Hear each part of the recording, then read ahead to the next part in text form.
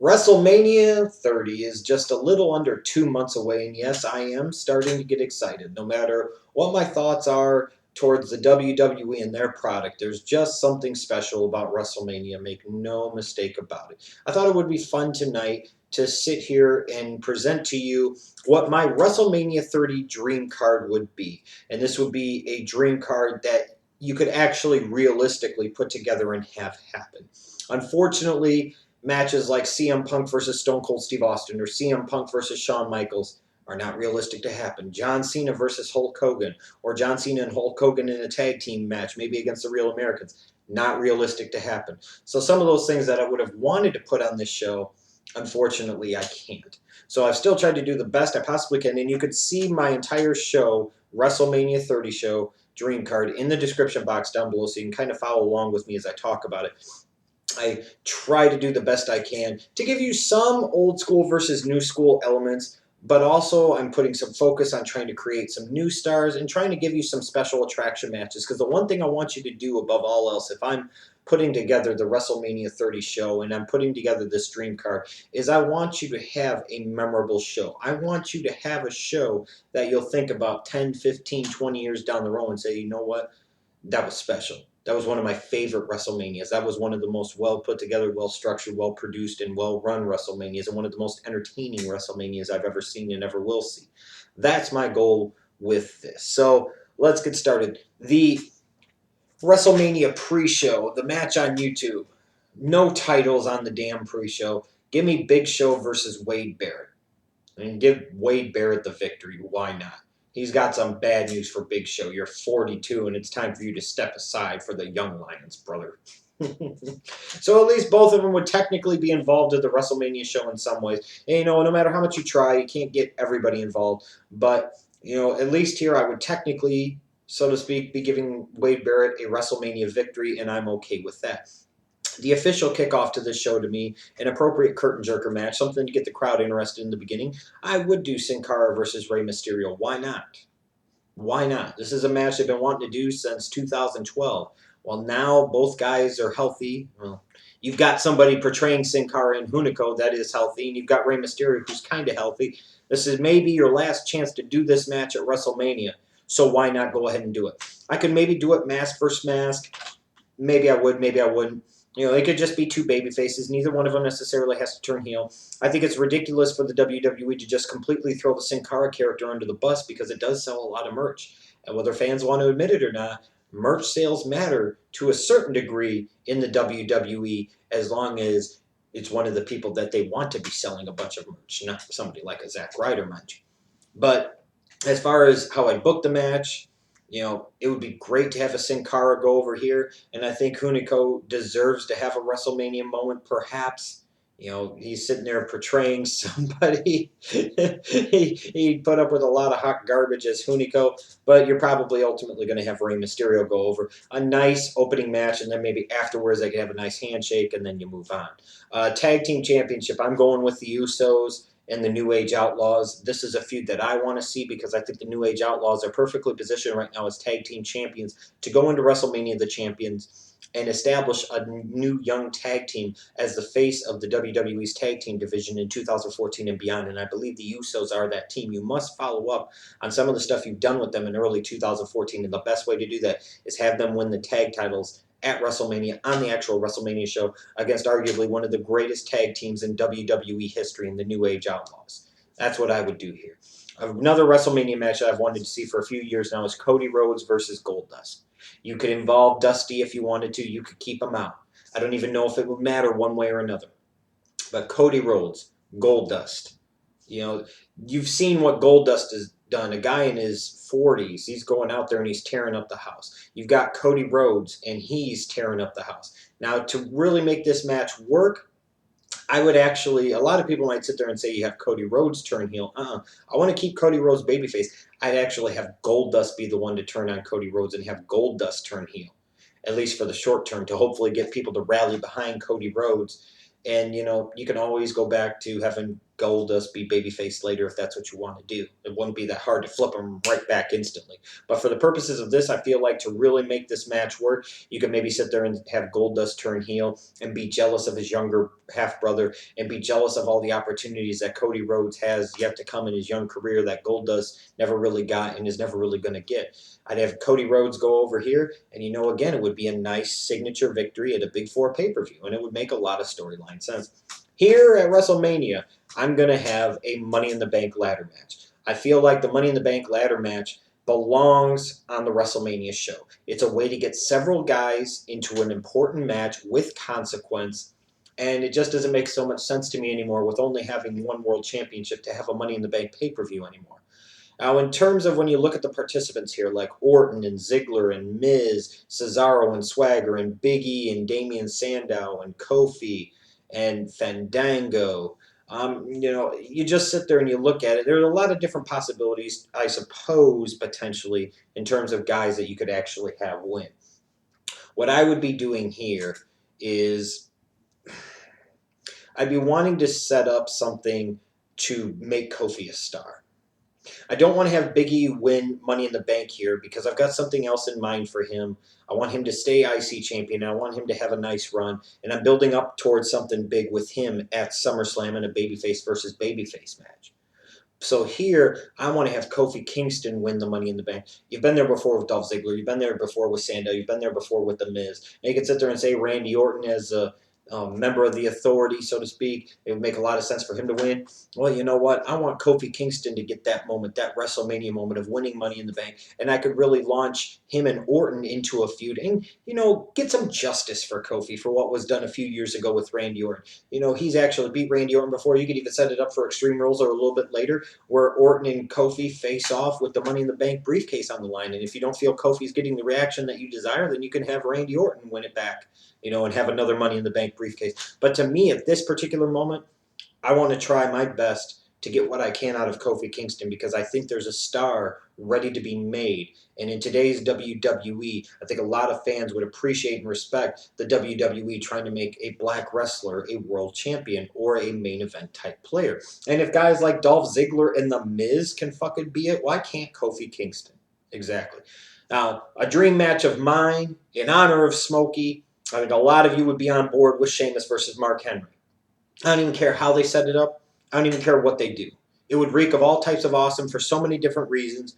But this is the one match above all else that I want at WrestleMania 30 is Sheamus versus Mark Henry. These guys have touched before. It makes sense. And then Mark Henry can do the honors here and put Sheamus over. And I think deep down, Smokey would have appreciated that. No question about it. I'd have a triple threat match for the United States Championship. I forget a lot of times that Dean Ambrose is the United States Champion because they don't have him defend the belt for whatever damn reason. So I'm going to have all three members of the Shield fight it out for the United States Championship. And I'm very, very tempted here. There's like two trains of thought in what I would want to do and how I would want to book this match. I would either want to have Seth Rollins beat Dean Ambrose and have Roman Reigns just completely forget these guys and go off and do their own thing and have Rollins and Ambrose feud over that United States Championship and split up the Shield and have them be no more.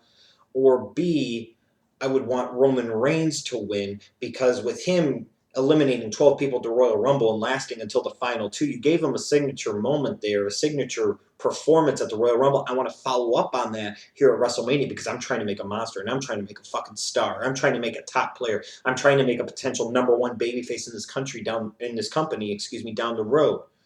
So I've got to have Roman Reigns here. It's like I said, it's very tempting on the one hand to have Seth Rollins win it, but I got to have Roman Reigns win it. And part of what I'm trying to do is I'm going to have Roman Reigns win this United States Championship here, and then it's going to be Big E Langston, Roman Reigns, SummerSlam, United States Champion versus IC Champion, and I'm going to merge those two mid-card belts. But in all the while, I'm building up these two big mid-card monsters, these two young babyface lions, and then you just have that kind of awesome feeling mid-card match with some real consequence and, purpose on the line at SummerSlam 2014. You could build a show around that being one of the kind of featured matches. Big E Langston and Roman Reigns. What a statement that would be for WWE in 2014 to have those two guys be your mid-card champs, merge the belts in a unification match, and then one of those guys, and I probably have Roman Reigns go over Big E there, you'd be having one of those guys have a tremendous amount of momentum heading into the rest of 2014 and into 2015. I'm going to have Bray Wyatt versus Sting. When I think of opponents that are ideal for Bray Wyatt, obviously the Undertaker is like the end game. It's the be-all. It's the end-all. And that's one of those matches that you got to have at some point in time. Because when I look at Bray Wyatt, that's who you should be building him up to eventually face is Taker at WrestleMania. One of the ways you do that is have him feud with a big-time opponent and a big-time legend here heading into WrestleMania. And if I have my choice, I think a natural choice is going to be Sting. You could have Bray Wyatt win here against a Sting while having some Wyatt family interference, but you wouldn't necessarily have to end the story here. But I think even after Elimination Chamber, if you happened to bring in Sting at that time, if you were able to, and if you wanted to, you could sit there and have Sting be the old crow Sting and pointing his back down from the rafters and playing mind games with Bray Wyatt and have Bray Wyatt take pleasure in it, but also show a little bit of uncertainty because he hasn't played games to the level of Sting. To me, this right here, this WrestleMania match with Bray Wyatt is all about getting him ready to face Undertaker either at WrestleMania 31 or more likely than not WrestleMania 32, because I might want to do Sting versus Taker, have that be Sting's retirement match at WrestleMania 31.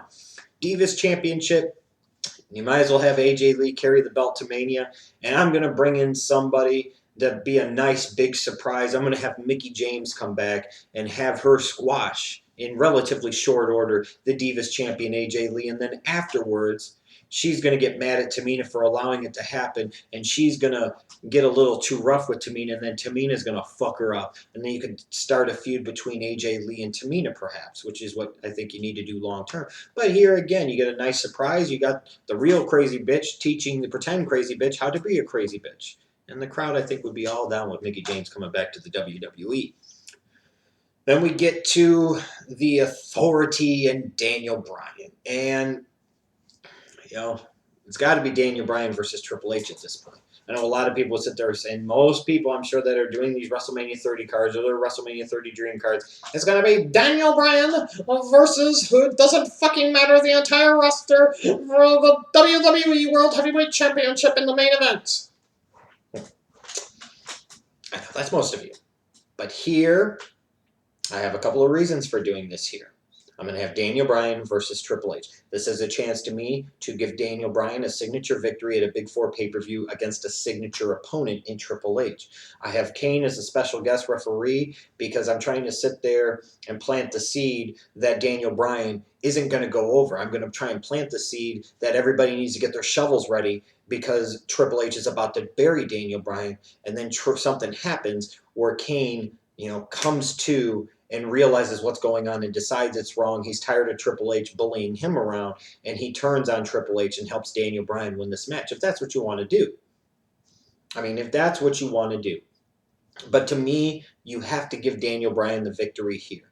If Smokey was here, he'd make sure it happened, and you guys know it would happen. But to me, this is still a signature victory at your biggest show of the year, something that Daniel Bryan's career resume is clearly lacking. And it makes a lot of storyline sense for him to get back at the Authority by facing Triple H at WrestleMania and winning against Triple H at WrestleMania. Think about how happy a lot of you would be, and this would be a really good match, and you know it would be. How many of you would be so ecstatic to see Daniel Bryan fucking beat God? Just think about that for a second. I'd have a Hall of Fame inductee segment, right before the WWE World Heavyweight Championship match. Now, if there was a chance for me to work it in a couple of minutes, I'm not sure 100% I would do it. I would have Ryback make an appearance somehow earlier on in the show to either wrestle Goldberg or to wrestle the Ultimate Warrior.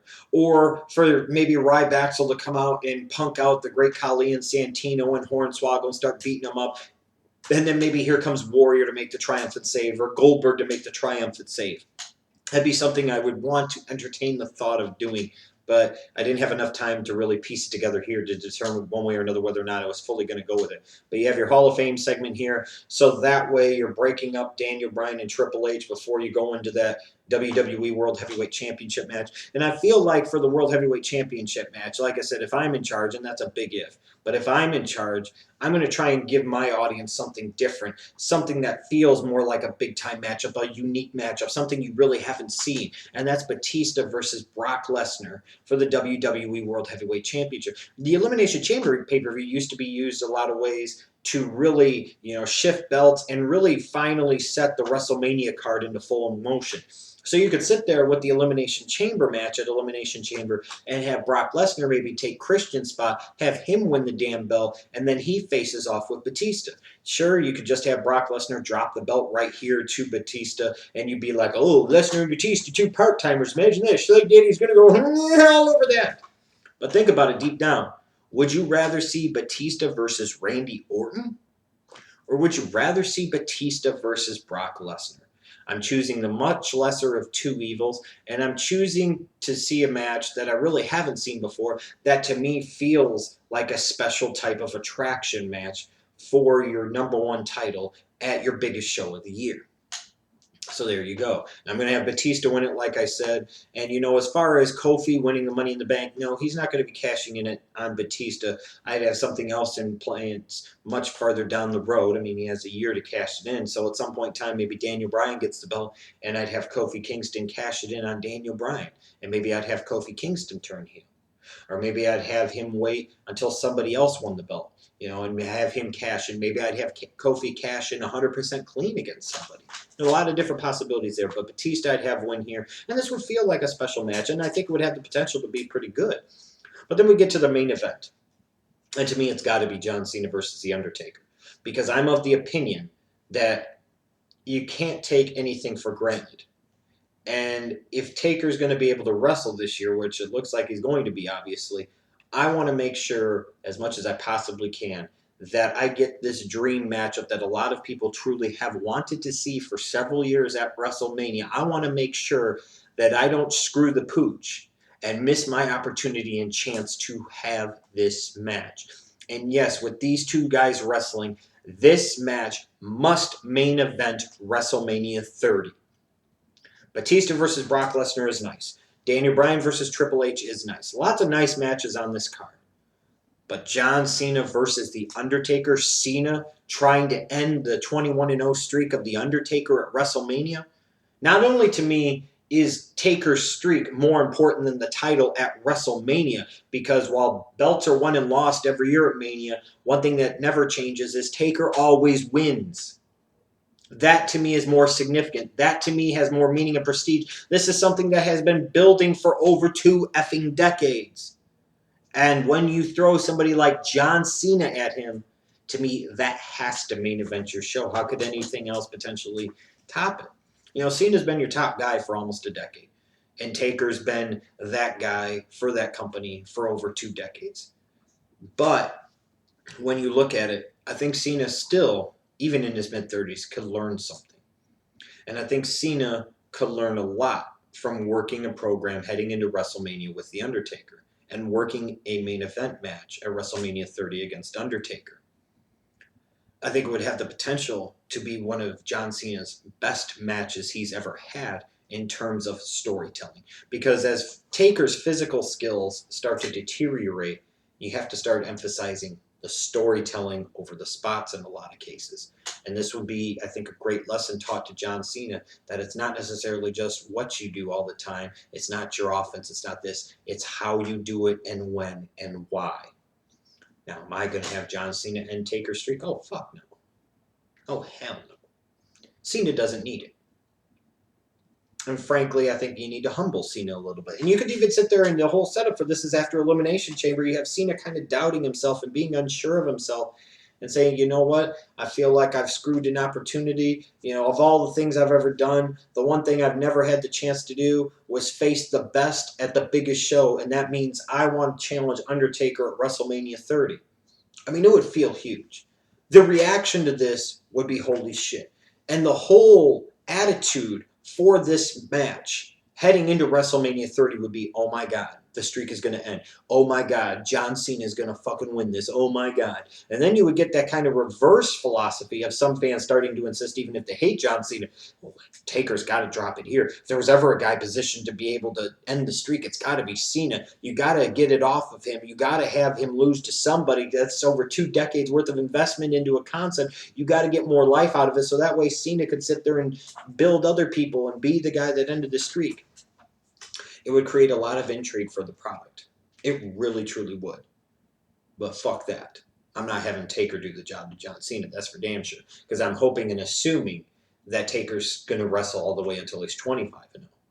And in the meantime, what I want to make sure that I do is that if Taker isn't able to wrestle any more WrestleManias after WrestleMania 30 because his body's too broken down, whatever, I want to make sure that I get John Cena to face Undertaker at WrestleMania in the main event. You want to talk about one of those special feeling main event matches? You can talk about Rock Cena at WrestleMania 28 all you want. To me, John Cena versus The Undertaker would transcend that and feel like an even bigger match and an even bigger moment, and would be a great way to me to kind of, close out this WrestleMania 30 show. So you can let me know in the comment section what your WrestleMania 30 dream card would be. Let me know what you think of mine. I think mine's pretty good, but like I said, there are other things I would have had planned, but I have to be realistic. There's no way it could really happen, so it can't be included on this show. So this was the best of the rest of what I could do, I suppose.